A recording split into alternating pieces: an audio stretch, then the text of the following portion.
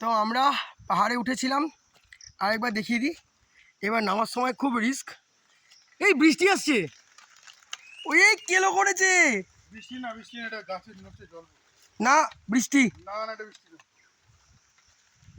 তো যাই হোক, দাঁড়াও দাঁড়াও, উঠে গেলাম।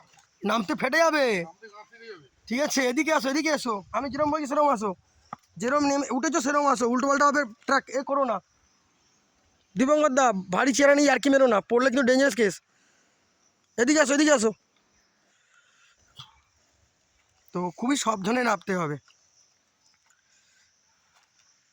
আর আমাদের অবস্থা এই চটি পড়ে পাহাড়ে উঠেছি।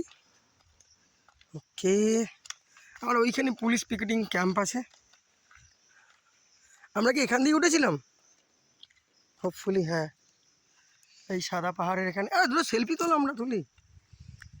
তো সাদা পাহাড়ের প্রকৃতির ভিউ নিচ্ছি।